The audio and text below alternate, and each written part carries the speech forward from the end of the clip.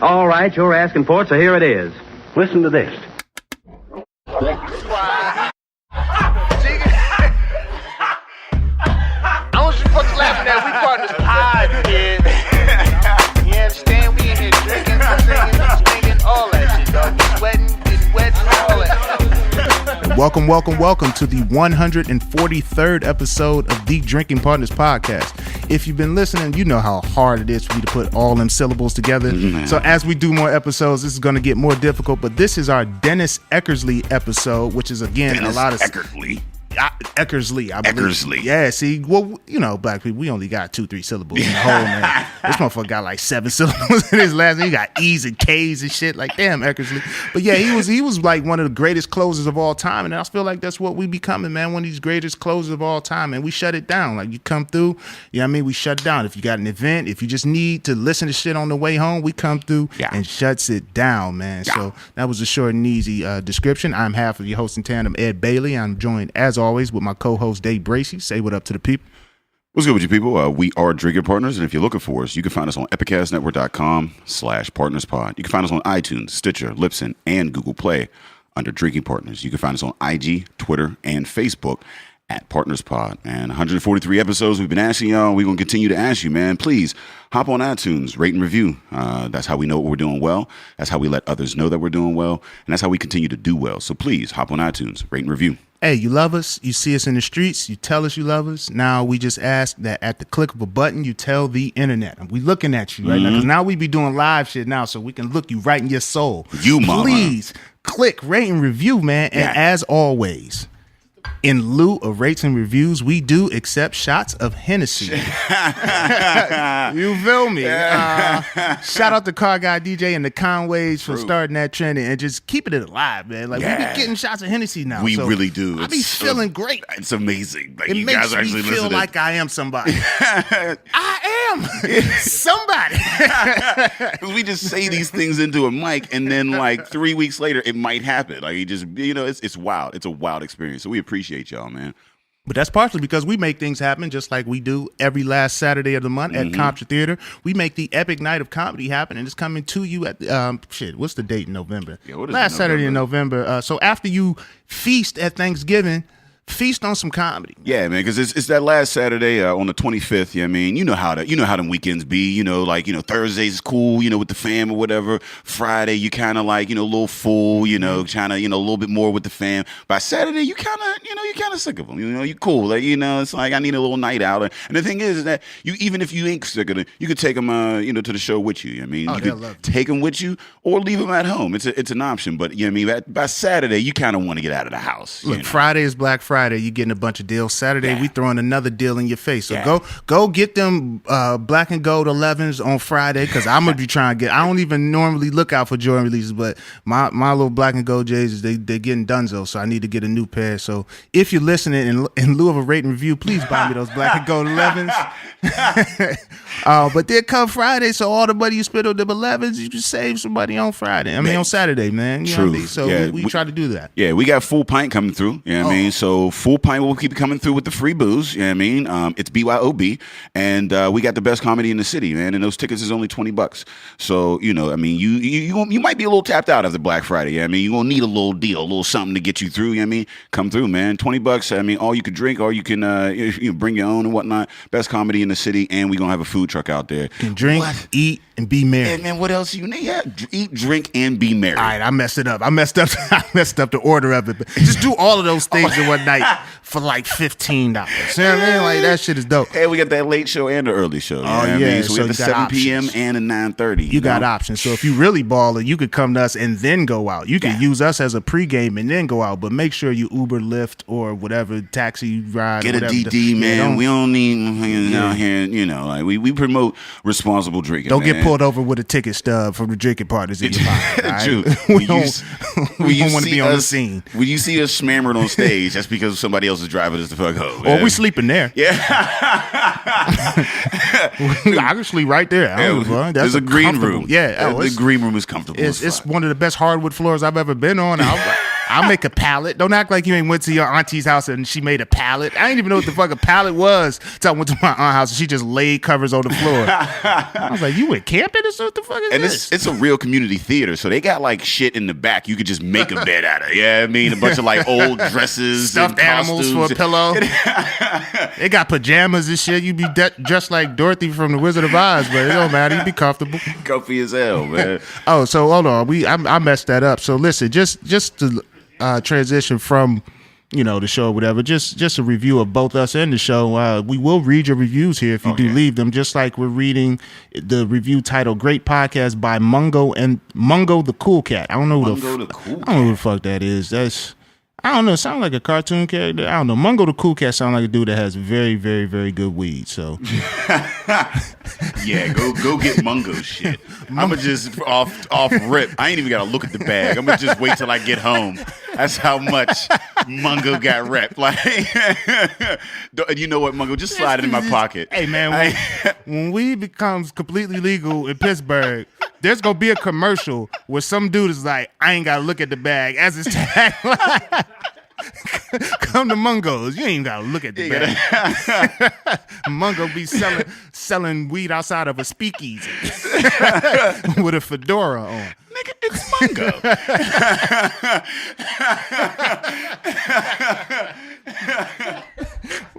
Mungo.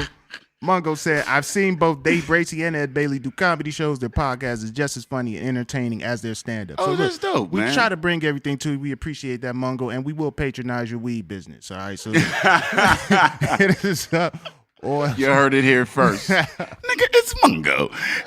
No, I was going through, and sometimes we get like messages like on the Facebook, like, through Drinking Partners. And sometimes they be kind of a little weird, a little off. I don't always, be responding like, should or whatever. But I was going back and I found this dude like about a year or so ago, Lee Anthony Beat. White dude with a mohawk or whatever. And, I got this message. It was like, hello, me and my family are huge fans of your podcast. We love it. Never miss one. We just wondered if we could get a mention. Phone tapped out. Get a mention on your podcast from Lee Beat and the Beat family, listening from Birmingham, UK. Beats. I'm a huge Doug fan.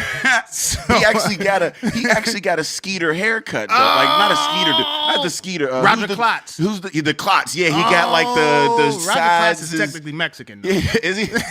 Yeah, he had that. He lived in a trailer park. He had a pet cat. Had a full mustache in the 6th grade. This nigga looked like, if you look at his hair, he got the fucking same cut as, like, and like when he said like Birmingham, UK, I'm like, shout out to you. Yeah, I'm like, this got to be some fishy type. You're not really a real mother. Oh, he was about to hit you with an extends pill after you replied. Yeah, like, so like, I was like, I ain't really answered or whatever. This is like a year ago, so I'm going back, I'm looking at it, I was like, and I hit him. I was like, "Is you still listening?" And he's like, "Yeah, we always listen." And then he sent me a picture of his fam or whatever. Like, so how old are the people in the family? There's a whole bunch of motherfuckers. So here's my thing. Damn. Here's my thing, right? Like, was being played at a wedding by the DJ. Like if either either his family really listens to it, or this is a year-long catfish. And you know what? If that is what it is, you earned it. Lee Anthony Beats, you Skeeter-looking motherfucker. Like, hey, listen, and shout out to the fam. And man. if MTV is listening, we'll do an episode of Catfish for it. I'll do it. I don't give a fuck. Truth. I know half of the people ain't really being catfish for that long. You can't be that fucking stupid. It's 2017. Man. You still meeting people on the internet and talking for more than 6 minutes before you get a Facebook Live or something? Yo, man. Look, man, somebody from Birmingham, UK, catfished a podcast in Pittsburgh. You know what? I'll take it. And that brings us into our episode, because this is like a personal. This episode's gonna be a personal baby of mine, because I met this gentleman over a decade ago, man, and I've just watched him grow, and this year it just seems like shit's taking off for him, man. Like with his new position, Director of Multicultural Student Services at Robert Morris University. Oh, I nailed. That's a lot of syllables. I struggle with that. Yeah, it is. But not even just that. I mean, making an impact beyond his position. Now he's got a podcast, called A Different World. I feel like, again, I've influenced that, and it's just good to.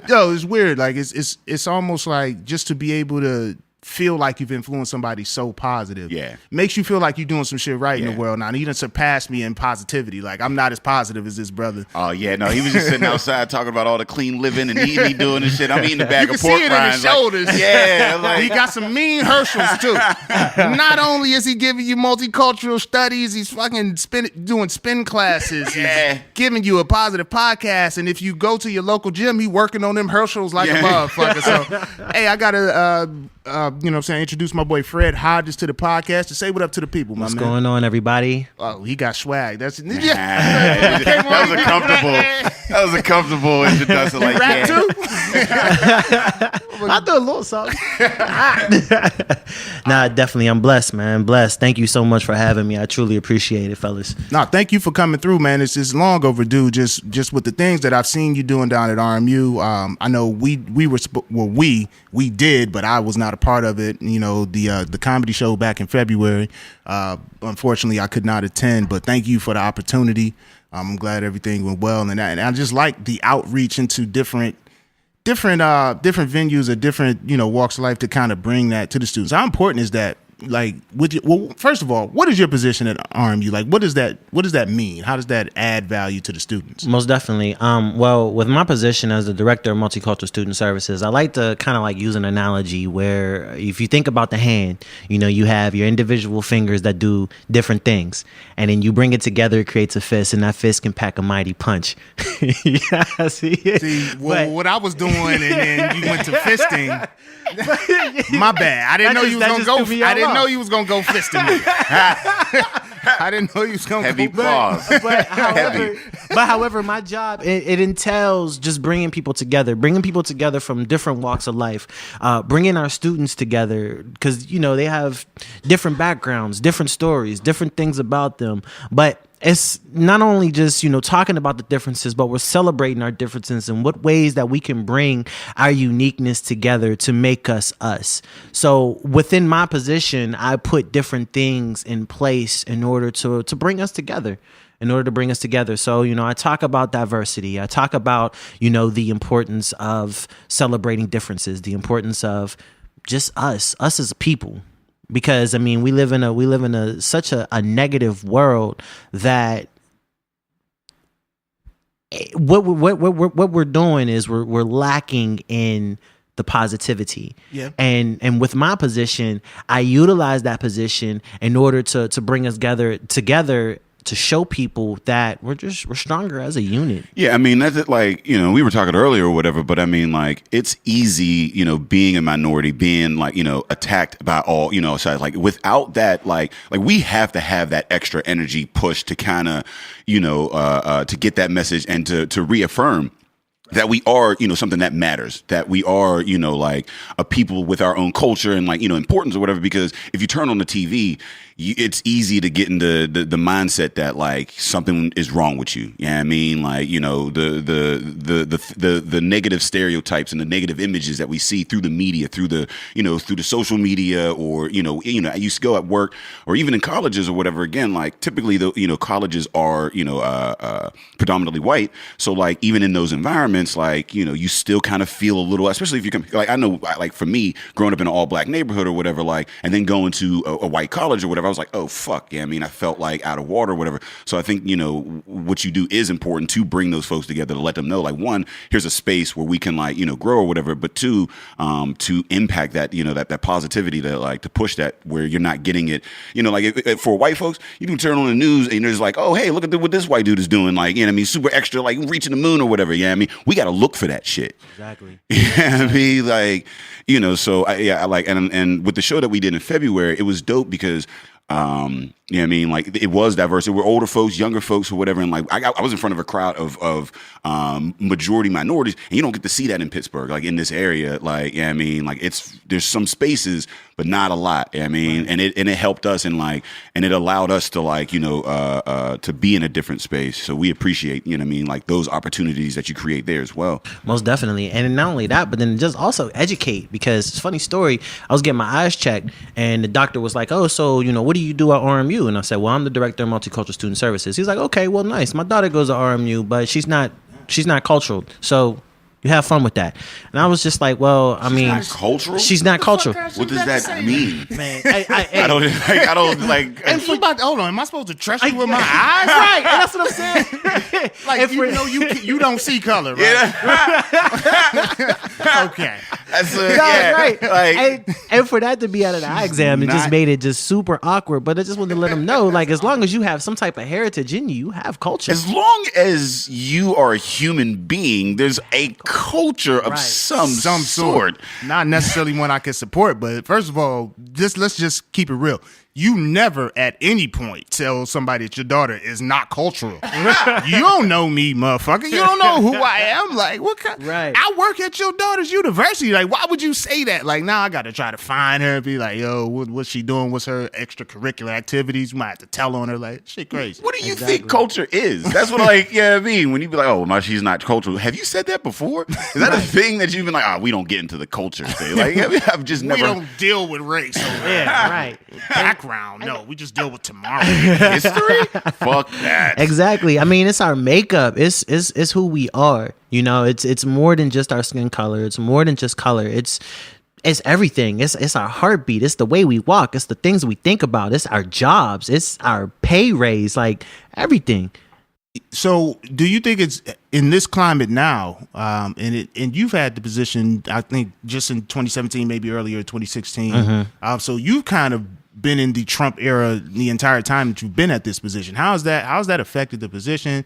Does it make you try to do more with trying to figure out more creative ways to bridge and bring people together? Like, Yeah, it definitely challenges me with my creativity to bring things together, because I just started the position here at Robert Morris in January, but you was right at the inauguration. yeah, right, exactly, like right there. It's like, hey, we gotta bring a black guy in because we're gonna lose all our applications. No, exactly. So, but then not only that, but then my previous position was the assistant director for educational equity and diversity programs at Penn State Barron, and we watched, the results come in for the election. I watched that with my students, and to just see, the heartbreak when that man won, it touched me in a mighty way. But it definitely challenges me towards, putting different programs and putting different things in place in order to bring us closer together. But it also challenged me as an individual. It's like, we live in a wake where so much negativity is drawing us apart. How can I utilize positivity to bring us together? So by me having the personality that I have, everybody says, "Oh, Fred, how you doing today?" I'm living my dream, because in that sense, I am living my dream.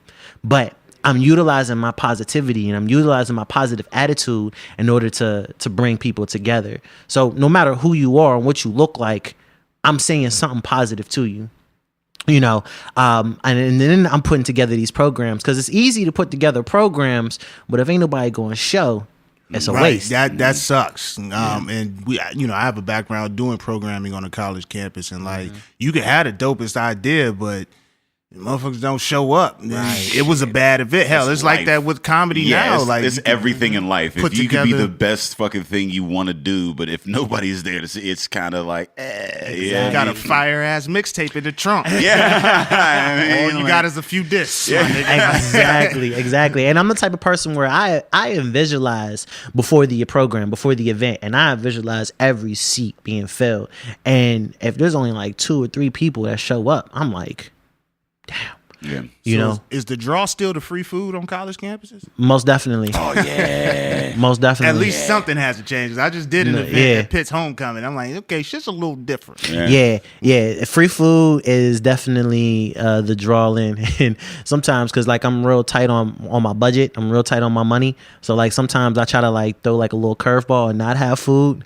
Ooh, yeah. Ooh, that's Yeah. you at least got Fago. Like you gotta. I you throw get a strongly written letter, but food. But see, there's a method to my madness, to where it's like you never know when I'm going to have food, so you got to come to everything. Oh, I see. That's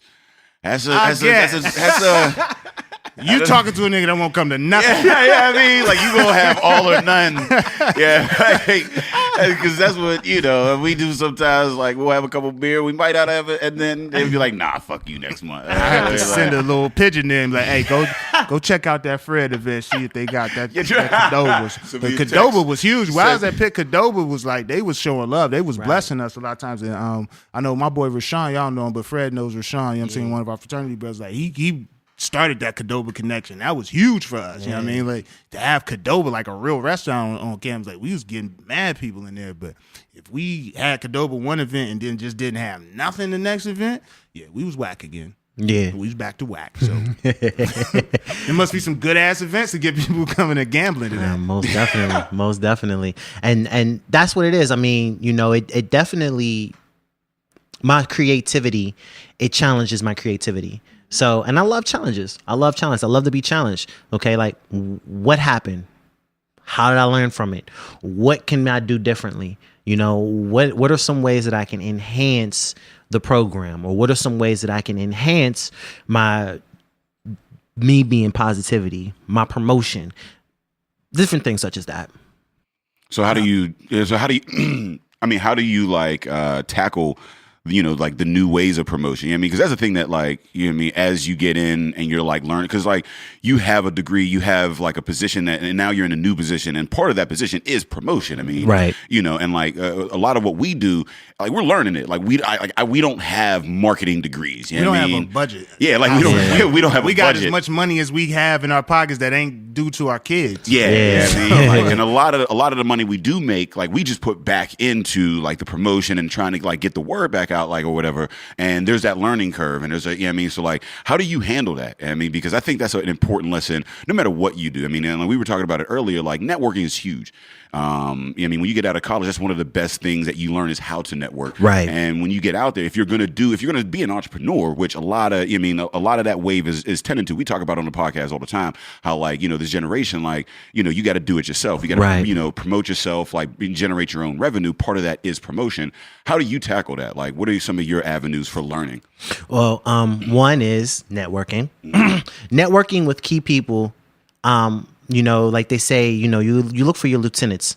You network with your lieutenants and you build a relationship with your lieutenants. So that's hey, I got this program going on. You mind passing this on to your organization, or you mind passing this on to your colleagues? Another way of tackling it is supporting others. I support others. So they're going to be okay, so you heard it here. Fred supported me. I'm gonna support him. Oh yeah, somebody shows me love. It's love. You know what I mean? Exactly. And then, just like you said, we live in a time where flyers are not just it.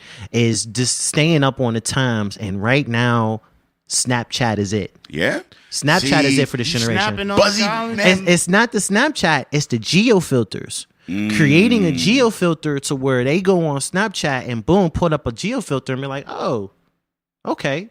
Fred's having an event coming up on such and such and such. Yeah. My former students at Penn State Barron ran for vice president and president vice president and president for SGA.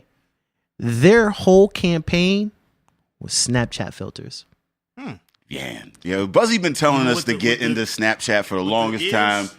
Yeah, the bunny ears and all that crazy shit. They was say vote for me. And no. It was the geo filters. It was a geo filter. So if they took a picture in the Reed, student union, if they took a picture in the student union, and when you're going through, you're looking at filters, you're looking at geo filters, boom, that geo filter pop up.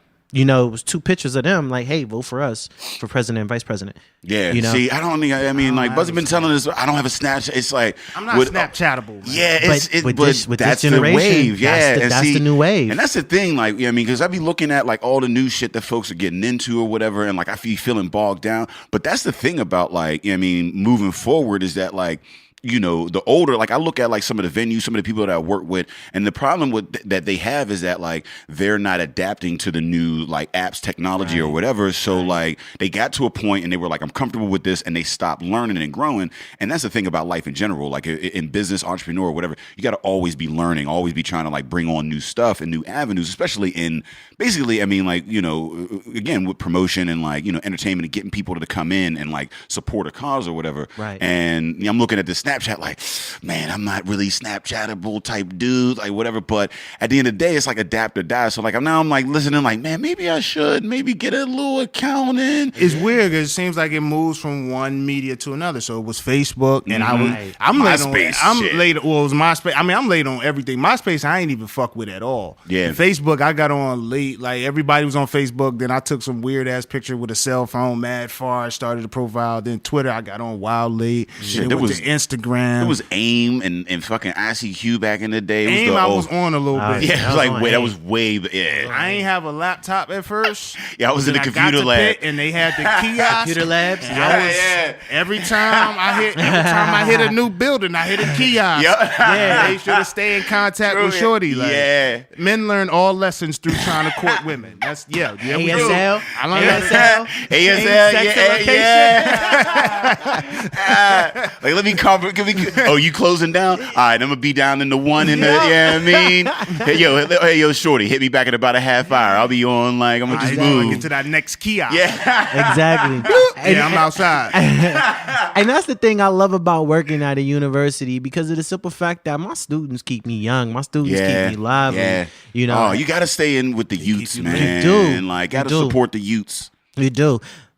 No, go ahead. Oh, because what I was gonna say is, we was just talking about, like back in our days, like how, you had your different outlets. I know, it's crazy.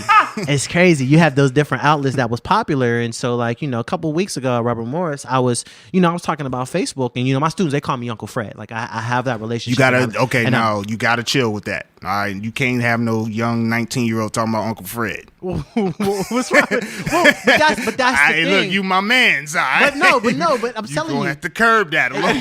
But that's my avenue. That's my theory. My theory is building a family-oriented office. I guess. A family away from family. Maybe when you got enough degrees to have that many syllables in your title, you can be Uncle Fred. Ed Bailey, the comedian, can't be Uncle Fred to a 19-year-old. Yeah. It's no reason for me to be Uncle Ed. Uncle Eddie sounds a little creepy. If you yelled that to me across the fucking student union, yeah, I'm going to prison. I'm going to jail. I get it. I get where you're coming from or whatever, because like when I was in social services or whatever, like I got in at a younger age, like around like 24, 25. Yeah. So like the mentality that I had, the relationship that I had with like a lot of the students I was working with, they were like between like 15 and 18 or whatever, you know what I mean? Like, and I wasn't like a father figure or anything like that. Like I wasn't trying to come from an authority side or whatever. I came more from like a mentor role. You know what I mean? So it's not that like, do what I say, you know what I mean? Like Like my thing was just like, look, I've been through some shit. I'm gonna just kind of like relay it to you. You know what I mean? Just cool, and you could take it or leave it. Right. And I think that's where like that uncle side comes from or whatever. Like, because as an uncle, I mean, it's a little different. Like, I mean, with my nieces, like the way our family is built, like I'm basically like a dad, but I'm still the cool, kind of on the side where like, not as much as your mom. Your mom is going, be that hammer. I'll let you get a little away with a little bit more. Right. I think that's what folks need, like, is that kind of like, not a, listen, do this, or, it's more of a, hey, just kind of, I've done some things, you could take it or leave it. Right, exactly. It's like, I kind of, like, I don't have that authoritative approach, but I don't have that laissez-faire approach to the point to where it's like, don't push me, because if you push me, then you'll see there's boundaries. There's boundaries. You gotta have strict boundaries. Correct. Once you have those, then we can. Yeah, exactly. That's what it is. Well, one of the cool things about you too is, so you're born and raised in Pittsburgh, you're at RMU now, and I've seen where you've taken this position and you're doing mentorship and things outside of Robert Morris. Do you think that's like so would that be the model now, to get an individual like yourself, young, maybe from the city or surrounding area, into a position like that where the position is more about affecting the experience of these students as opposed to, you know, being more administrative or things like that. But like you, like if I'm a student, I remember when I was at Pitt, like the leader of our multicultural organization, I didn't really rock like too heavy. Then we had a young brother come up. Now I'm with him, talking to him all the time, and it like enhanced my experience just to have him and just be like, all right, you kind of know where I'm coming from. Like you just got out of college not too long ago. Now if I got a 60-year-old woman, I would just feel like you the guidance counselor again, and I ain't want to go to the guidance counselor in high school. Why the fuck I want to talk to you? Like, do you think that's the model moving forward? Or I don't think it's not the model moving forward, because of the simple fact that no matter how old you are or no matter what your background is, like, you know, you can always be mentored, but it comes with the passion. It comes with your heart. Like, you know, you can tell if an individual is just in a role and they're not passionate about it. You could tell if an individual is in a role, right, you know, just want a paycheck. You know, you could tell if an individual is just miserable all the time and where like the kids are getting on their nerves and they just, you know, they're just there to collect the check. So in my opinion, I think it's all about the individual's passion. Like, you can tell if an individual is passionate about their position because of the simple fact that they can, not only that they can relate, but then they can also kind of be there and be that mentor for them. And I mean, mentoring comes in no matter, in all shapes and sizes, no matter what kind of role, you know, that you're in. Honestly, I think that even if I was just, you know, working at McDonald's, and, you know, no offense to anybody who's working at McDonald's, but even if I was just working at McDonald's. Fuck if you working at McDonald's, because I don't like McDonald's. Well, I mean, okay. Well, like, that's how I mean, regardless. That ain't Fred saying that. But it's just like, regardless of your position, you can always mentor somebody. And, you know, and I take pride in mentoring because of the simple fact that when I received my master's, my mentor, I thanked him, and he said, the way you could thank me is pay it forward. Exactly. Yeah. Now, that's a good fucking mentor. Exactly. Because, yeah, I mean, like, and that's what a mentor is somebody that, like, they're not being paid to be in that position or whatever. Like, they're doing it because, and typically because they've been shown some sort of kindness. And they understand that. You know what I mean? And like, shit, this Henny got me all right. I forgot what the fuck I was even talking about. Well, we are drinking this Henny. Him a cool this fucking Henny mentor. Black. Because on his off day, he might have some Henny Black. This is what he showed up with. Just in case and that's and y'all gotta say that go why. that go back to when I met Fred. Yeah. And we will share the story of when I met Fred. Oh yeah. I knew it was coming. I knew it was coming. But then, I mean, to also look at it, I mean, like, you know, like Ed, like I look at you as a mentor. You know, like, you know, we're only a couple months apart in age, but, you know, your experience and, you know, the things that, you know, you told me and you've talked to me. I mean, we're 12 years running. You know, you've mentored and you've motivated me in multiple ways. You know, even as a student, when you were just a student at Pitt, and I was just working. Well, yeah, and we'll get into that situation, but like, I think the most effective mentorship, in my opinion, is the one that's not structured, not a part of a program. Right. It's just a guy that takes to you. You know what I mean? Like, you see it in all walks of life. Like, all walks of life, people have a guy or a young lady or woman who just takes to them, and, you know, they lead them. You know what I mean? It might be a neighbor who lives around the corner and next door. It might be somebody that, you know, old head that just be sitting outside the liquor store. Who knows? You know what I mean? Like, it depends on how they lead you. But I'm just saying, like, if you can lead, and that's how I try to live my life. Like, I you know, in my professional career, like, I've led and talked to a lot of individuals, just really just been like, all right, you a young guy, this what you trying to do, boom, I'm gonna talk to you, so come back, holler at me, what you trying to do, this what you doing, all right, yeah, boom, boom, boom. Like, I'm not a part of a program, because I always feel like if you come to a program and see me, you've already put me in a box. You know what I mean? Now I gotta overcome what your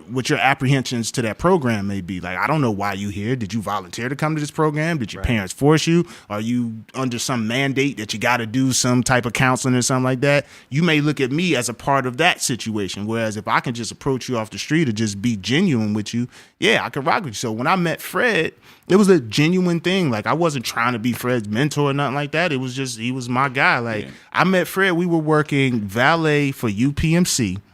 All right, and I met Fred. I went to his I site. remember you were telling me about the valet stories, man. Well, valet Just was that kind of crazy. That's that where I job- met this Mars job Jackson. that's where I met Mars Jackson, which is crazy because that job sound lit. Yeah. it was lit as fuck. You Because met a lot of. I just met a dude. I just see the guy from that job last week. I was walking to my job. I'm all suited and shit walking. He's like, "It really?" I'm like, "Oh, what's up?" And he's like, "Yeah, man, I came to your comedy show at the Improv. I wanted to find you this, that." And I'm like, "Oh, damn!" Like, Yeah, I'm like, that's it's crazy. Yeah. So you run into these people. It was all young guys at that, and Fred's fucking ass has come a long motherfucking way. All right. Well, I tell you, y'all don't know Fred from when I know Fred. So now we had different sites. I He come did to not work. Use the word He indescribable. ain't use indescribable or interpersonal, none of that shit. So I come to his site. You feel me? Like, in the way the job worked, like, you had different sites. You know, you work for UPMC. I made valet at Tower View. He valets at Montefiore. If they short staff, I come down. You know what I'm saying? And I come down and I see Fred. I meet Fred. I'm like, "What's up?" You know, he's a young guy on the job. Cool. It's a lot of young dudes. So Fred disappears. We on the clock. Fred disappears. We had just gotten new management from out of town. And if you've ever worked a position, you get new management from out of town, they come in hard. Like, they come in trying to bring the hammer steel down. toe boots. If you ain't motherfucking busy, you fucking fired. Especially in a position like valet, because this old head, he been working valet. You got all these young dudes under you, and you feel like you've been sponsored by corporate. It's like, yeah, I'm working my way up the corporate ladder. They sent me this site to clean shit up. Yeah. So he comes to clean shit Middle up. management. Yep. I had quarter-carat diamond earrings I bought with my own cash, and they made me take them shits. I had to put them in my shirt, and I lost them shits because this fuck nigga didn't want me to wear earrings on the job. I'm like, these people don't think highly of me anyway. As long as I get them their car in the condition they left it, they don't give a fuck. Right. So I Very see few of Fred. that bitch. I meet Fred when I come in. Fred's gone for like 2 hours. We on the clock. Yeah, this motherfucker gone. Next thing I know, I see Fred being reprimanded by the dude. So I'm a young guy. I'm about 19. I'm gonna go over and see what's going on. This motherfucker Fred was asleep in his car. This nigga Fred sleep in his. We work at valet. First of all, he taking a parking spot at the spot that we work. You can't do that. He sleep in the car. But not only is he sleep in the car, he's arguing why him being sleep in the car is not that big a deal. My nigga. You doing it right. You doing it way right, man. You ever just watch Admit it? no guilt. Listen. I'm like, this nigga been through something. He's not giving up nothing. He's not giving you nothing, bro. You Nothing. not telling him. I'm like, Nope. damn, He the dude when you in some relationship shit, you call for the he Yes. the lawyer. Yes. He the motherfucker you dial up. Hey yo. This is the situation, bro. Hey, man, you know what? That ain't even that's a breeze. You can tell which one of your It's friends gonna be a experienced. breeze. Because you call your man's like, "Hey, shorty did XYZ. All right, what was her first question?" Like, you can tell how, because a man who ain't experienced, he be like, "Oh, Hey, I'm gonna need your number real quick, bro. I mean, like, between these two casts we got going on today, I'm gonna get your number real And quick. Fred wouldn't have been, and I'm sitting there like, this motherfucker dead wrong. But he keeping his job. Ain't that some shit? They not gonna let him go. Hey, but my lady watching. Was she your lady then? I don't think so. Hey, true.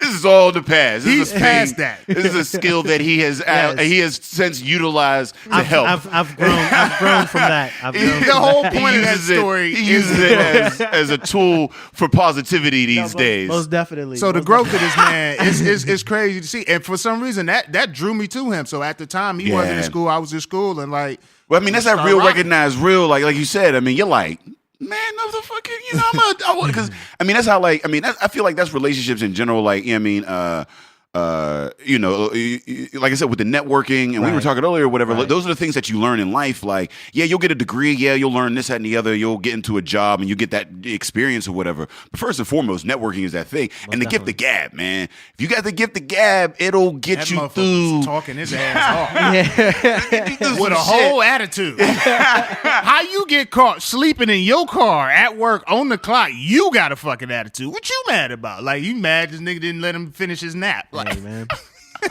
I was sick.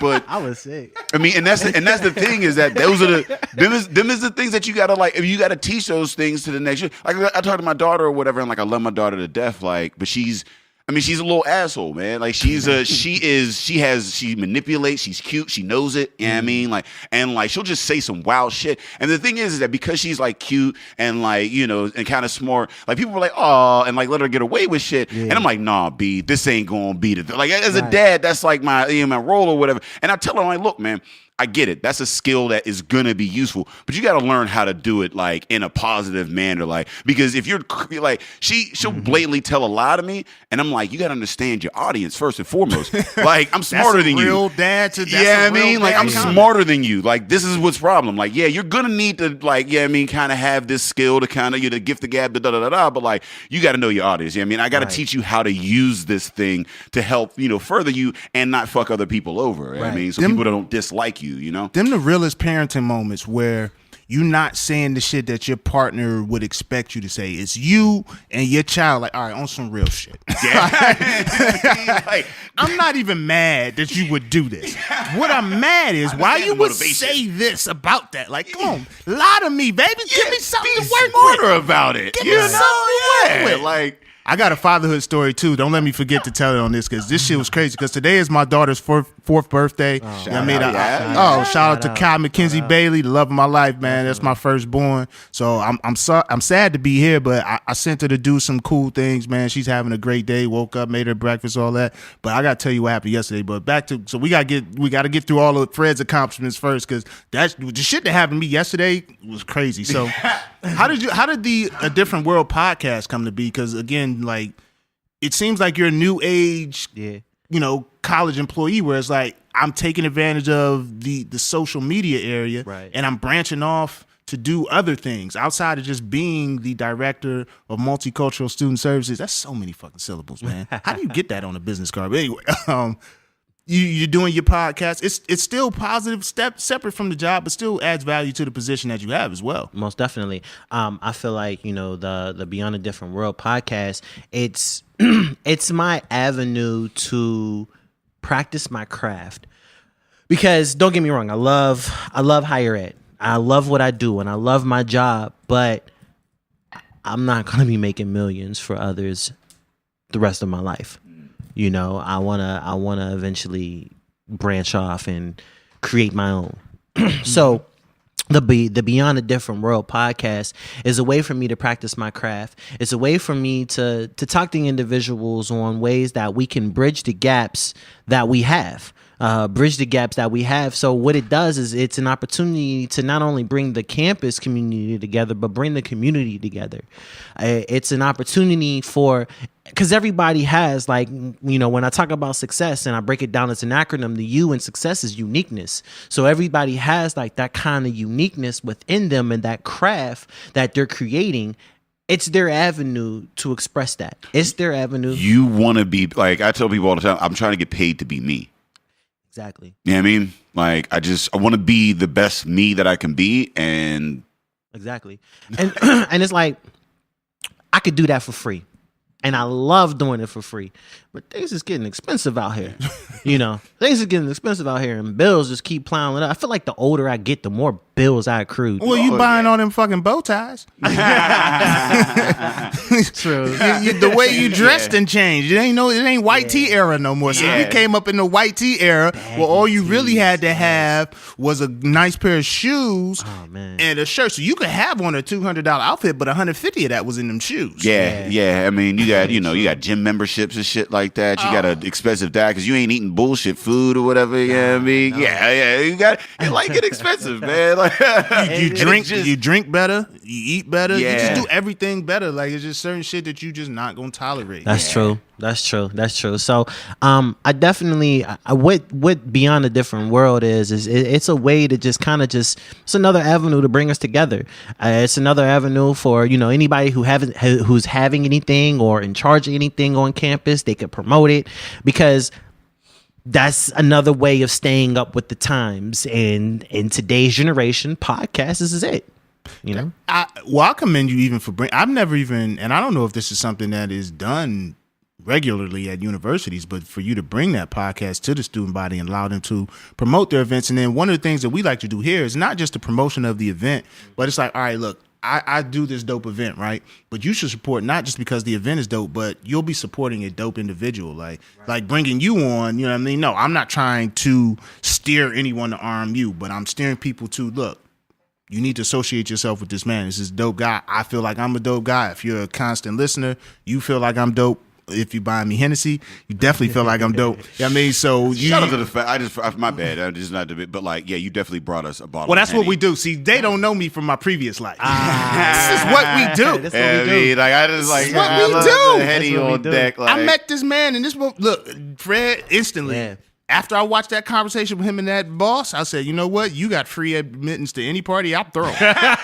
Any fucking thing. real You come recognized in, real. You Yeah. come through the no, back door, you VIP, and just come Yeah. chill with the fam. Yeah. And like, we all family today. You just meet a real person. We do shit like the Hennessy thing. We all just happen to like Hennessy. So Yeah. any one of us would have the bottle. Like, you know what I mean? Like Fred is the type of guy we just enjoy just simple shit. We know, bowling, just chilling, maxing out. I mean, just enjoying shit. That's a good friendship when like it's just like I said. I mean, you just vibing. Like it really don't matter what you're doing. Yeah, you know what I mean, like, and because you're learning. Exactly. And it's a mutual. You know what I mean? Like I'm sure like, Ed has learned a lot from you and back and forth, because there's no point, like if it's a one-sided like relationship or whatever, if I'm the only one giving any type of knowledge or like experience, if I'm the only one giving, then it's not a really, I don't even like, I get bored of that. You know what I mean? Like even with the kids that like I've, like I worked in the schools and like, in social services or whatever, even from that, I learned a lot from those experiences. That's why like I was in that. You know what I mean? Like, and even for the people that have mentored me, like I feel like they've learned from me as well, or else it just wouldn't, like, what's the point? A one-sided, a relationship. So let me pose a question to both of you, because I'm the one person here who has not worked in a professional capacity as far as mentoring and things like that. Like, how taxing is that at the end of the day? Like, I have to think that like you with your students and you with the social services, you're invested in these people. Like, the job is not necessarily created, or it's not positioned in a way where your personal investment in this individual would be to your advantage, in the fact that you're going to have a host of individuals that you have to deal with. You know what I mean? Like, they don't lessen the individuals you deal with because, now you're trying to do one-on-one outreach. You know what I mean? You try. So how taxing is that? Like, how often do you go home and just be thinking about a motherfucker like, damn, I wish I could help, but I got 75 other motherfuckers I got shit to do for. You want to go? Either one. I always say this: I could talk to a room full of individuals, but if I touch one, my job is done. And honestly, it's not taxing to me, because it's what I love to do. I love to be a support system. I love to change a life. I love to motivate individuals and to be there for someone. So, whether you hear me or whether you don't, you hear me in some kind of way. Mm-hmm. Whether you retaining information, it could come to you years later. Be like, oh snap, that's what Fred was talking about. Whenever something comes up. Yeah. So it's like, with my position, it's not daunting or it's not taxing in any kind of way, because my heart is into it. Anything that I'm investing in, my heart is in it. Rather it's my students, rather it's finances, rather it's anything, anything. If my heart is into it, you'll see that my heart is into that. And it's not daunting or taxing or anything of that sorts to me, because you always been a heart on the sleeve ass nigga. Yeah, you always been like I respect that. Like, it's funny to when you younger. Like, as I've matured, I've grown to appreciate it more. Because when I'm younger, I'm like, man, why this motherfucker be having why he be feeling so hard? Goddamn. Yeah. But then you get older and matured, it becomes an asset. Right. Yeah. And I mean that's me. I mean, I my entire life I wore my heart on my sleeve. Mm-hmm. My entire life, anything that I loved hard. Yeah, it's commendable, because a lot of people they fight that. You know what I mean? It's a lot of heart on the sleeve ass motherfuckers that won't even talk about it. Like they be secretly hurting. Yeah. Secretly and they gotta put on the front, and it's just like, it's when you have someone who's so authentic. Right.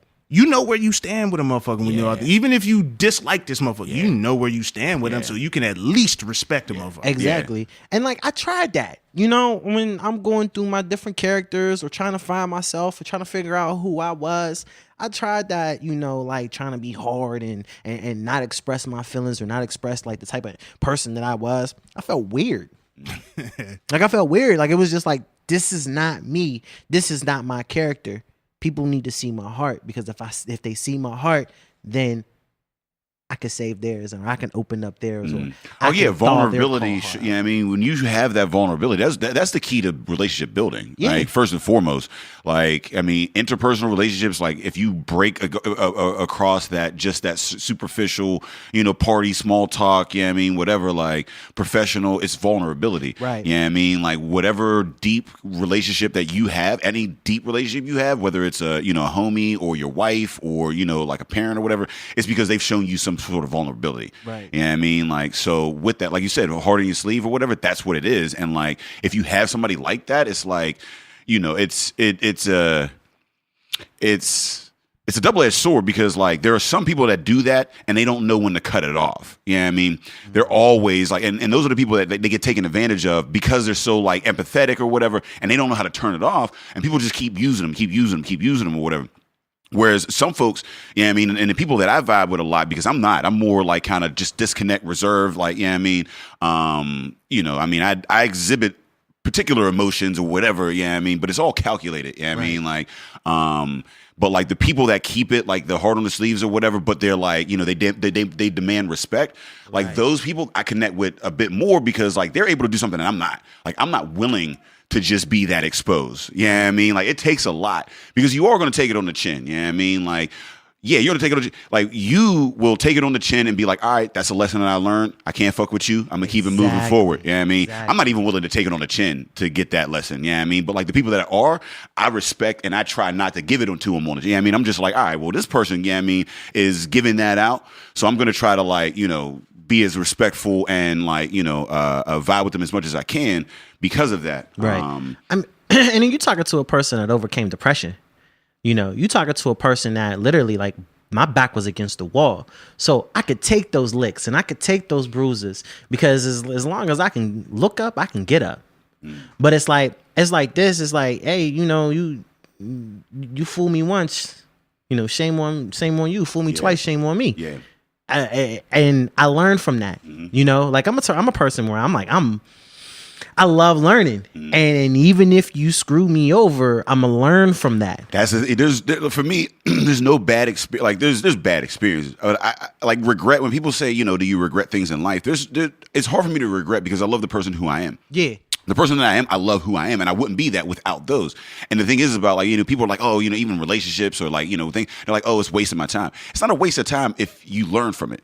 You know what I mean? Like if you get that lesson, you learn from it. Now, the thing that fucks me up is the lessons that you learn over and over again, where you thought you had learned, and then you're back in the same place. You're like, man, didn't I say I wasn't gonna be here again? Right. Those are the ones where I feel like, all right, I'm wasting time. I've like, yeah, I mean, like, but if you learn from an experience, it might be good, bad, or whatever, but I think it's a valuable experience. Exactly. There's no mistakes. There's only lessons, but make sure that those lessons are different lessons. Exactly. Make sure that those lessons are different lessons, because it's like that was a much more succinct way of. For sure. He got to stand. He got to stand in assembly rooms and talk to student bodies, so he know how to keep it in the tweet. No, but exactly. That's where it's at. My test is my testimony. Yeah. But I'm not going to continuously like, get beat over the head over the same things. You know what I mean? Like I know once you screw me over, okay, all right, that's the avenue that I'm not messing with anymore. Yeah, you had your chance. That's exactly. it. Yeah. So keep it moving, I mean, over. You thought you got one. Oh, you got a little, look at you. Did you win? Yeah. All right. You know what I mean? And then there's people who screw me over I'm still cordial with, but I keep you at a distance. Exactly. Yeah. Yeah. That's the tough part, man, is those relationships that you can't like, and that's what it's so tough, like moving into like this comedy, the entertainment side, where it's like you gotta fucks with people but not fucks with people, and that's so tough to do, because at like you're more hard on your sleeve type dude. I'm more of a burning bridges, like fire and brimstone, like fuck you, yeah, I mean, like, and I've had to learn like that humility type side where it's like, all right, I might not like you might have fucked me over, and then having to not just be like, all right, whoa, you fucked me over, fuck you, done, and then just be like, just being like look, like. You good. It's just weird to catch a man in that. Yeah, when you catch a man when the suds from the beer start to overflow, he just got his neck on his mouth, just swallowing. It's a pause. Yeah, It's a very that's plausible. a huge pause, man. Because we've I hope all the camera looked didn't down get and that. seen it before. We've all seen that same exact face looking down. Dang, my bad. That was a very fun. If you watch it at home, you know. But the audio, he didn't even. I think Jay said it best to summarize our conversation, though. This is the number one rule for you said, in order to survive, got to learn to live with regrets. And like, I don't know. I'm somewhere between you two where I don't burn bridges, so to speak. I'm not a heart on the sleeve either. I'm just like, all right, well, fuck you then. Like, whatever. Like, I'm just a whatever guy. But even throughout my life, you learn lessons in that, because sometimes you got to learn, like, hey, sometimes you got to tell the motherfucker, fuck you. Yeah. As opposed to being like, all right, well, Yeah. fuck this guy. You know what I mean? Like, you got to let them know, like, nah, I'm not to be messed with in that regard. So I think that's life in general, is finding that balance. That, you know what I mean, like whatever it is that you are, just trying to know when to exhibit that thing. You know what I mean? Like, and that's what I learned from it. I mean, like my girl, like I learned from her because she's more of an emotional kind of like, you know what I mean? And I'm more fire and brimstone. And between the two of us, we make a semi-decent human being type, So Exactly. yeah, it's got to be balance. Yeah. Got to be some balance. You can't have two fiery motherfuckers. You can't have two super hard on. How like, have you ever dated a hard on the sleeve woman? Like, how does that work? Like, is it just emoting all the time? Just back and forth emoting? Because I've dated someone like me, and that there's a clash there. Like, even as reserved as I am, what happens is you get two super reserved individuals, and all you do it's Cold War. is just like. Yeah, it's a Cold War. That's to summarize the arguments. It's just you just looking at each other from across the room. No shots like, fired, but y'all got them. Like, Right. no progress. just two till states. somebody reaches a tipping point, and then it just goes super left. Then the shit just all the way left. 'Cause Yeah, when you get a reserved person to their tipping point, they ain't nothing they not gonna say. Right? Oh yeah, that's the Like, I'm, not that initial. Like, as we continue to argue, and I know for me personally, like, I'll say the craziest shit up front, and then as we argue, I start to get more tempered and tapered with what I say. But initially, that first, outburst of emotions is like, this is all of the frustration here at once. Yeah. And it's like, you know what? I don't even gotta be like that. Like, it's whatever. But I already offended you, huh? Yeah, I'm a cold, like I'm just cool for the most part, and then at some point I'm like, look, man, I'm about to be here, just so you know, I'm gonna be here, and then once I'm there, it's fucking curtains, like, you know what I mean, like, shout out to our counterparts who deal with this. oh hell yeah, man, dating an artist of any type of any way, shape, or form, fuck, dating someone who's motivated, because the thing about a motivated individual is there could be a perception that it takes away from you two. It takes away from us. Like, your commitment to, this takes away from us. I'm just like, nah, I'm just trying to add value to us. I'm not exactly sure how this is going to add value to us. I just know that at some point, if I do well with this, I'll be able to do some things, or I don't know, just shut the fuck up. You gotta trust the process. Like, be a Sixers fan.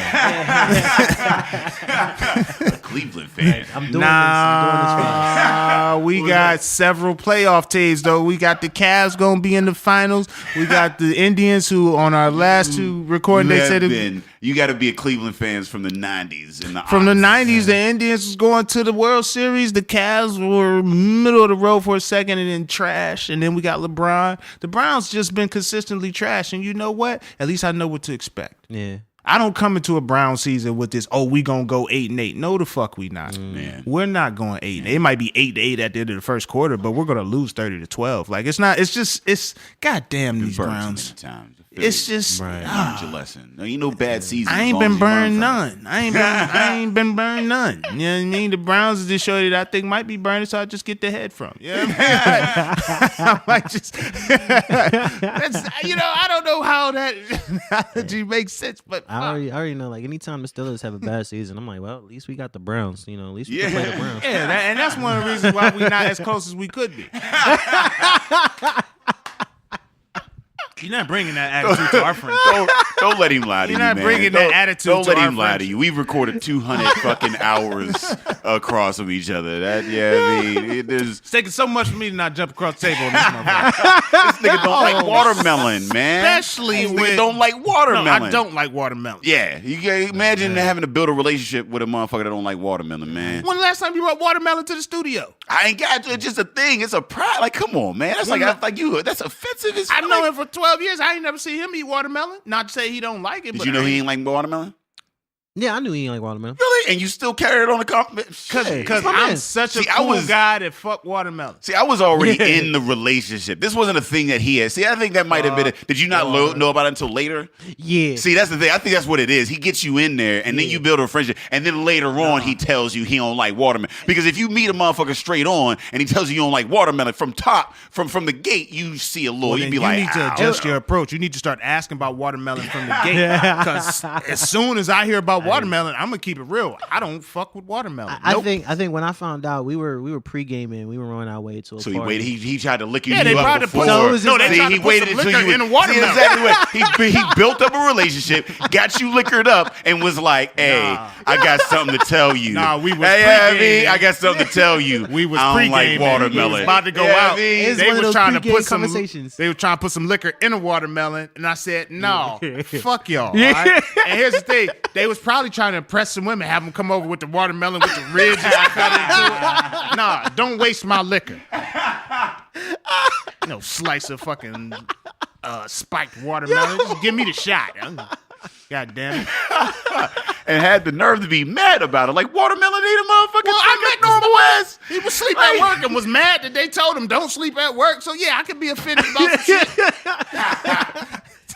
Nah. Learn from the master. You don't The say it. teacher becomes the student. Oh man. So where can individuals looking for a positive brother? Where can they find you, man? Well, I'm always at Robert Morris University. So You. yeah, RMU 6001 University Boulevard, Moon Township. Yeah. But honestly, like I've been on the go. I'm a lot of opportunities have coming up for me to speak. I have a story to tell. I've been through the ropes. I've been through so much, and yeah, definitely. I mean, Ed, you've been around. You know some of the stories. You know most of the stories. You might know all the stories. A man never knows all the stories. No, Yeah, you're right. That's the thing. We you're never right. know all the stories. Yeah, you're right. We Right. know a lot of them. We know a lot It's of always them. the one you be like, damn, I ain't even know. But I'm actually on my way to Harrisburg this weekend to be the keynote for a statewide conference. So Man, congratulations on Thank that, you. man. Like, Thank because I you. mean, for being where we come from, I mean, we all kind of had that same, like a similar-ish background where we went through some shit. Right. You know what I mean? And to go through that shit and then to come out on the side that we're at, man, right now, like you said, when you're like, this positivity and like you're doing what you love, we're doing what we love. And like 10 years ago, I wasn't doing what I love. I was just doing some shit. Exactly. Right? You know what I mean? To get by or whatever. I was looking for my next meal, my next place, for this, that, and the other. And like now, we're not only doing what we love, but we're trying to spread that positivity as well. And that's just such a fucking... Flourish, my nigga. yeah, Flourish. man. Most Like, it's such a definitely. good fucking place to be Most definitely. in that. So, I mean, hats off to you, man. Appreciate it. I use that as my motivation. A lot of people, they use anything that they go through. If they go through a hard time, they bottle it up and then It could be eventually bitter. You could be explodes. bitter and hardened. It could be, You know what I mean? Yeah. It could be bitter, but I utilize it as like, okay, yeah, like y'all want to deny me, y'all want to sleep on me. Oh, I got something for you. I'm going to lift more weights.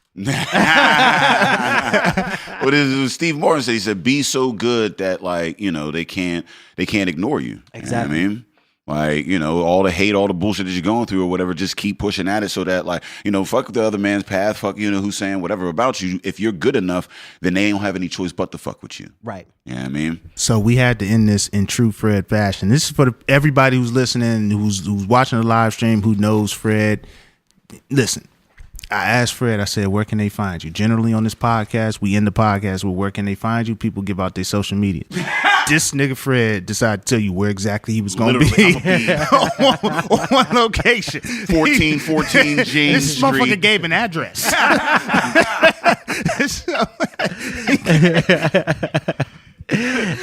You know, you just when you see me, you just say what's up. Wow. You know, you see Where me, can they what's see up. you on the internet? Yeah, we're Well, you can follow my IG. I be knowing Hodges. I be knowing _ Hodges 2. Or you know, just hit me up on Facebook. Those are the most like things that I'm like really like. I'm old, so you know I do the most like interactive on Facebook or social media. So just you know shoot me a friend request on Facebook, Fred Hodges. And other than that, I mean that's about it really. I barely use my maxed out on friends soon. You one of them. You one of them people that be maxed out on friends. You the type. You send a request like, nah, you can't request him. Like, God damn. They let the people know where they can find us, man. And we are drinking partners, and if you're looking for us, you can find us on epicastnetwork.com/partnerspod. You can find us on iTunes, Stitcher, Libsyn, and Google Play under Drinking Partners. You can find us on IG, Twitter, and Facebook at PartnersPod. And also, just a quick shout out, first and foremost, shout out to Meg Evans with these brutal glasses that we be drinking out of this motherfucker, man. This is dope as shit. Always, you know, with the love. And if you are looking for any Drinking Partners merch, t-shirts, koozies, bottle openers, glasses, or whatever, hop on Drinking Partners, partnerspod.com and I mean, fill out a little order form or whatever and get your little, you know, get your merch, man. I mean, that's how we keep this thing going. Hey, for the live podcasters, watching us or whatever the fuck this shit is, go to Harvest Tasting October 29th at Meadows Casino, 12 to 5. Meadows, man. get your gamble, you learn, you drink, you eat on, you know? God damn, that's a lot to get That's on. a lot to get the motherfucker on. I mean, shoot your dice and I mean, some pickles and some rum. Some pickles and I don't know why pickles, but apparently pickles. Dice, pickles, and rum. Yeah, whatever. True. farmthetable.com. Yeah, and we want to thank Fred Hodges for coming out, man. This is a positive brother. This is the type of guy you want to know, man. This type of guy. I'm gonna tell you, Fred, and this is the first time I tell you, Fred, knowing Fred and just how he carries himself and his energy really got me through my accident because I was really at a very low point. But just to see a brother that he never seems like he's at that point. You know what I mean? To see all the shit that he's going through and just to see how he stays positive, stays focused, stays driven. You know what I mean? Like it helped me a lot. Like you'll never see me down again because there's no reason to be down. We alive, we living, you got control of your life. Go out there and do what the fuck you want to do, all right? And as always, Drinking Partners is the crew. Epicast is the family. Shout out to my nigga Fu. Me and Fred, that's our guy. Yeah, Crown check. my guy. Crown I check. need one of them shirts, bro. Crown check, boy. I need one of them shirts. We out of here. All right.